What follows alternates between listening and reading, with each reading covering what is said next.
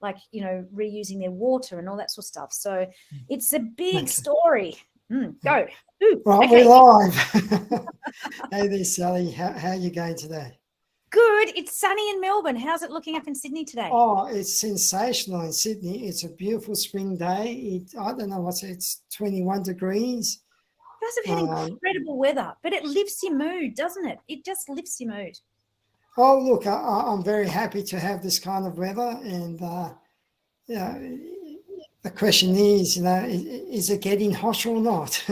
But that's not what we're going to discuss today. Yeah, that's another topic. It's like, is time fastening up, which it is. But anyway, we'll shelve that one. Well, I've got my theory about time speeding up. Okay, so what we're going to talk today is about income inequality. Ooh, controversial. Yes, I love it.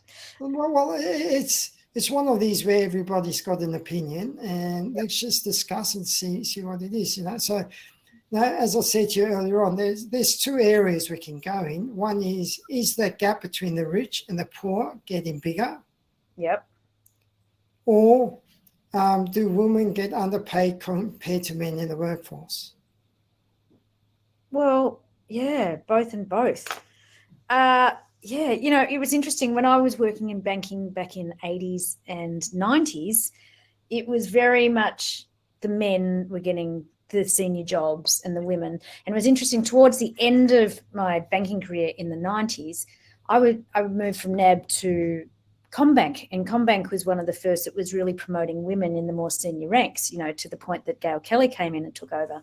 But moving from NAB to CommBank was a big shift, because there were just no women in senior management at NAB at all. And it was such a sexist environment. And, I moved to CommBank, and it was just such a breath of fresh air to have women as my managers instead of just the men. And, the reason I got my job at NAB, this sort of sums it all up. I said to them in my interview, have you been looking at many women lately? For positions in the roles. I got my job, as a guffaw over a couple of beers later. Oh, the reason you got the job was that you said, have you been looking at many women lately? And I said, yeah. And they go, oh no, as in like perving at women. Do you know what I mean? Like, that was the attitude. Oh. Right. And they thought that was hilarious, because I innocently said it, but they thought it was hilarious. So I got the job because of that. So I'm just wondering, did you get the job because they were scared that you were going to complain that, or did they get the job because they wanted to perv on a woman? Yeah, it was just like, it wasn't about it was because it was quite funny, it was just like, that's hilarious comment, so you got it for that. Yeah. But that kind of summed up the attitude back then. Like that, it really was like that in the 80s and 90s in banking. It was so much men here and women down here. So as I said, in the 90s, CommBank started to be quite progressive, and then Westpac and the others bring in more and more women. But I'm not in banking anymore. I couldn't tell you. You probably know more than I would. But the inequality still exists. The old school is still there. It is dying out because the old, the post office where you got your job delivering mail and then working your way up, that's kind of different now, the way it used to be run. Yeah, I also think there's a lot more women that go to university compared to what they used to go.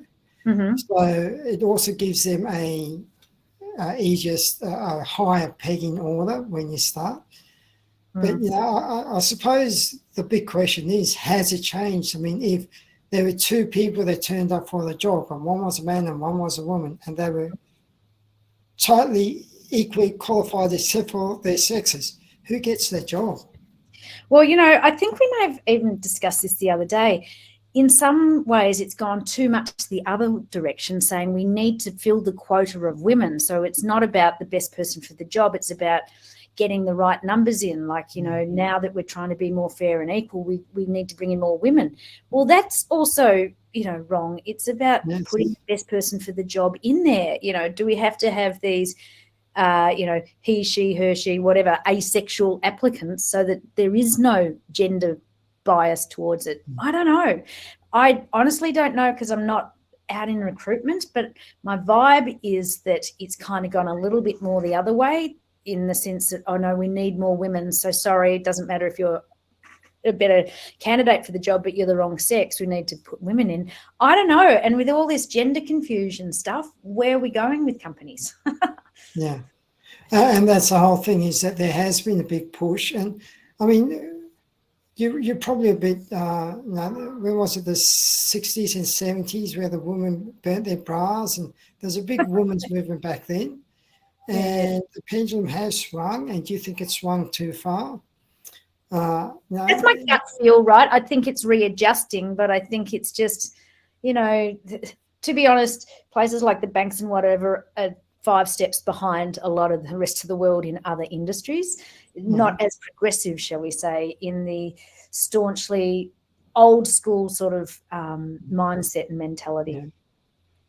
Yeah, look, I know that at BX, one of the girls actually introduced me to BX. And Kanika, not Kanika, the Russian girl. And she stopped going to BX because it was too much of a boys' club. Yeah. And that can happen as well. But then, and I go to that club now, and I don't particularly see there being a boys' club, but I can see that there is older members over there that tend to stick together because they know each other better, and they just happen to be men. But on the other side, there are women that are there. I don't feel as though there's any bias towards the men or hatred towards a woman or anything like that. I don't feel that. But she did, so it's interesting. Do you think that perhaps some women use the I'm a woman card too much?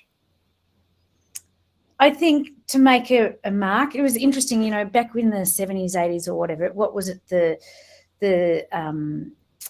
perfume steamroller, that was in the 80s, women having to make a mark. So they had to be more aggressive in their nature. They had to have more male energy attributes. They had to be hard ass. They had to be whatever. I think times have changed now where women can still be more feminine rather than coming across as more aggressively male energy. I think the times have turned that we can sit back and listen and not have to be so aggressive in our communication and our connection with people. I do think that has evened out. I think to make inroads back then in the 80s and 90s, you had to be a bit more hard ass and a bit tougher. You can still be the perfume steamroller or whatever, but do it in a non-aggressive, not so aggressive. Do you know what I mean? Like, I can't express it very well, but, in a more feminine way. I've got to say, it's a dying breed, but all the men clubs are still out there, like the Savage Club, the Australia Club, even the RACB Club. My dad's, mid-80s, and he's from all of those clubs, and he loved it, the boys' clubs getting together, and he still does it with his rugby clubs. But what was said then, you could not say now. It just would not be tolerated, It's a lot like, what was it, Benny Hill show and Paul Hogan and all that. It's a funny show. You got away with that shit now, right? So I watch a bit of that on YouTube. It's hilarious, but it's hilarious because it's wrong, It's that kind of. Now funny. we look back and go, it's so wrong. I mean, But even back then, you knew it was wrong. I mean, Benny Hill was very I was just very sexist. You had women running around in their lingerie kind of thing. Getting slapped on the ass, right? So, and I suppose that women don't need to be sexualized or things like that. But then on the other hand, I don't know. I feel as though that with the whole women's movement, men forgot how to be men, and women couldn't handle that men weren't men anymore, and they would be far more aggressive towards men. And so there's a lot of men that got lost in this whole movement as well. Yeah, I do think it has evened out a lot, and it's more. I mean, you look at it. You've got now homes where the female can be the money earner, and the dad's the stay-at-home daddy daycare, that sort of thing. So roles have changed, and acceptance of that has changed. Back in the day, when I had kids, I chose to keep my own maiden name when I got married and not change it, and it was very unusual for kids not to have their parents' name, like the mother and the father's name was always the same. So, things have changed a lot in time. But, coming back to the inequalities, in some ways, there's sort of industries, if you like, are becoming sort of known as more like coaching and wellness is more female, but it Yes. once again has to catch up where it can be 50-50. It's whoever's interested in that. It doesn't have to be, do you know what I mean? I don't know. I just think there's a balancing that needs to be done, but we've come a long way. See, the way I see it is, I don't know if there needs to be this balancing. I think that we need to just work on our strengths. Yeah. For these, and we were talking about the confusion, and when you hear about transgender men going in women's competition, and they're all trying to be political correct. I'm sorry. I mean, I've heard of matches, martial art matches where a transgender's gone in and almost killed a woman because they are physically stronger. So I think we need to stop being political correct as well, and just start having a look at what the strengths are. I mean, women have unique strengths that really men don't have. And within the workforce, I can absolutely use those to their benefit, as men can do as well. Now, men are physically stronger, generally. Yeah, that's right. So I was interviewed on a podcast on Monday evening, and the guy interviewing me said someone had told him that he needed more female energy in his approach or his attitude or just in his life. And he goes, what does that mean? So when I'm saying a balancing, I'm talking about the balancing of the energies, like you were saying. So females have a lot of this female energy, the nurturing, the whatever, but balancing that with bringing in some more of the male stuff. And likewise for men, balancing up with the female energy. So, working from home has helped a lot, I think, for people to, first of all, just be more equal, because if you're out of the office and you're just working from home anyway, I don't know, you work from home and you can multitask, and it enables you to cover a lot more bases, I suppose, and structure your time better. Well, I mean, it is a discipline. A lot of people, since COVID, a lot more people are working from home. Sometimes they go into the office and sometimes they do work from home. So that has definitely changed with COVID. Whether or not that, I suppose that means that as fathers, you probably get a little bit more time just to be around the kids as well. So there could be an equality there. That's a really big win. And, probably, I don't know the stats, but it allows more carers to work part-time if they're from home, if they weren't able to work beforehand, because they can once again structure their days or make it work around. If it's not a set 9 to 5 in the office sort of stuff, they can work from home around the kids or elderly if they're carers for parents. I don't know, whatever. Oh, okay. All right, so let's ask a tricky question over here. You're always full of them. So you're a female, I'm a male, right? Okay. If your next relationship, you were the main income earner, how would that sit with you? That would be like totally fine. Yeah. Yeah. It's something that I thought about, right? Because, for me, my kids are older, so it's different, because I stepped out of the full-time workforce to choose to be with my kids and have that bonding time with them and be there for their experiences. But as they're older, then it's a little bit different, where they're more independent. So that, to me, works for me, because I wanted to spend the time with my kids. So, if it evolved into just being the full-time money earner, that's totally fine. There'll be no guilt, or you wouldn't try and hide it from, because you like a man's man. I mean, your husband was a man's man, was he not? Yeah, rugby player, all that sort of stuff. He was a rugby player. Did he represent Australia or something like that? He's played for Wests or Souths or something, and did West or South. So he's what you call a man's man. Yeah. He probably went out when you grew up in that era. He probably went out and said, "I'm the man. I've got to bring in the money and Yeah, yeah, absolutely. As a new Jane kind of thing. Yeah. And back then, how did that sit with you back then? Was that okay, or? But to be fair, that's what I grew up with, because that was, my dad was like that, right? So mum, and he even wrote down for me when I was married that I just did home duties, when I had time off to look after the kids. And that was the mentality that, if you get married, you have your kids, you're just the stay-at-home wife. That had been carried on, and that's kind of what I expected. I did go to an all-girls school, so they were pushing independence, where some of the other girls' schools were pushing grooming yourself to get married off into the right sort of family and get the right right lifestyle. So, and that still does exist today now, where, some of the schools around here, you can see it just being groomed for that. I mean, what was this, where you went off to Switzerland? Like a boarding school kind of thing? Or yeah. There was a show where they had finishing school, right? And I had some friends that went to finishing school in Switzerland to be. And they came out and married the richest people, yeah. Yeah. And then they split up, and then life started again. Yeah, okay. All right. So now moving forward with regards to this man-woman thing. Hang on. Would you be okay if your wife was the main money earner? Yeah, just as long as we had a joint bank account. Because I've got some friends, they were offshore, and he was an expat over there working. I think it was Hong Kong, and whatever, that job became redundant, and they came back to Australia.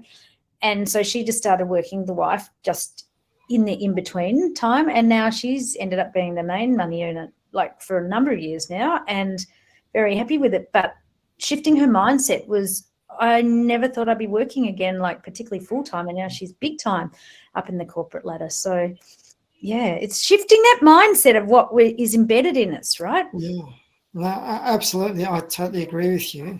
And let's assume that we go into this workforce. What advice would you give a woman who's gone and got a job, and it's kind of, she didn't get it because a male got the job, not because he was better, just because he was a male? What kind of advice would you give to that girl, that woman? Oh, so hang on. So she got the job on her merits? No, she didn't get the job, even though she was better qualified.